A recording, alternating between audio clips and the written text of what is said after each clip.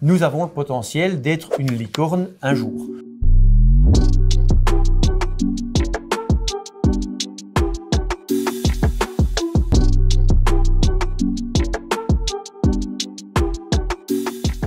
Bonjour Monsieur Delport. Bonjour Catherine. C'est quoi les medtech? Expliquez-moi.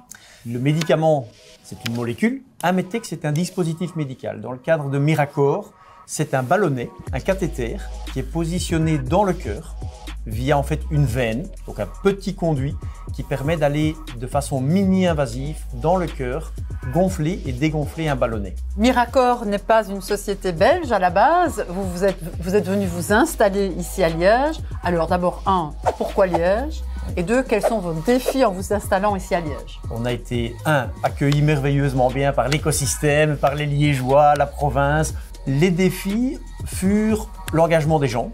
Donc depuis notre arrivée, on a engagé plus de 25 personnes. En fait, ça s'est très bien passé. On a également levé des fonds.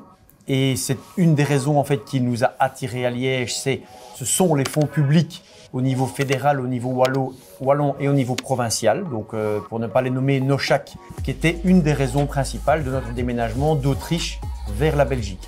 L'écosystème medtech belge, wallon et liégeois aujourd'hui, c'est drivé en grande partie par ces fonds qui supportent les sociétés de leur premier stade de développement jusqu'au stade des précliniques, les études sur les animaux, au stade clinique, bien sûr, les études sur les humains. On dit que Miracor est une future licorne, alors ça existe? Les licornes, ce sont les animaux des medtech? Une licorne, c'est une société qui vaut plus qu'1 milliard de dollars aujourd'hui dans le monde de la tech ou de la medtech, parce qu'il y a des sociétés qui en quelques années deviennent licornes, mais sur base de la taille de nos marchés et du potentiel de la thérapie, nous avons le potentiel d'être une licorne un jour. Est-ce que le but est aussi à un moment donné de produire des choses sur le territoire de Liège, ou bien vous resterez dans ce domaine de la recherche finalement? Oui. Concernant la production à Liège, en fait, nous sommes en train de considérer l'assemblage de nos consoles. Nos consoles, c'est de l'équipement électronique en province liégeoise. Ça, c'est un projet qui est en discussion en interne en ce moment. Vous avez des chiffres à nous soumettre? Oui, aujourd'hui, donc on est 33. En Belgique et dans d'autres pays, jusqu'aux États-Unis. Dans quelques années, on aura doublé la taille et puis la croissance va continuer. Et de 33, on a pour objectif de passer à 80 dans les 2 à 3 années. Ça, c'est sûr. Et 80 ne sera pas une fin en soi, ça devrait continuer pour être des centaines de personnes. Qu'est-ce que vous pensez que l'écosystème devrait vous fournir dans le futur pour vous aider à croître en fait? Je pense qu'il y a du capital de croissance. Pourquoi? Parce qu'il y a beaucoup de capital aujourd'hui, mais du capital de croissance, c'est Miracor, par exemple, va lever un tour entre 50, 60, 70 millions d'euros de financement dans les 12 à 15 mois.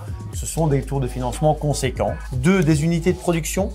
Cela aiderait Miracor à pouvoir produire tout près, localement. Et 3, des talents. Alors, vous parlez de talents, oui. Mais qu'est-ce que ce sont les talents pour les medtech?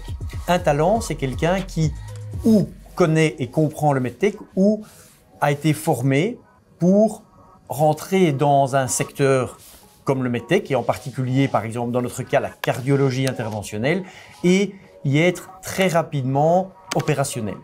Donc, c'est une question de formation, qu'elle soit théorique et académique ou pratique et opérationnelle. Je pense qu'il nous faudra plus d'ingénieurs biomédicaux dans le futur, en Belgique et dans les différents pays.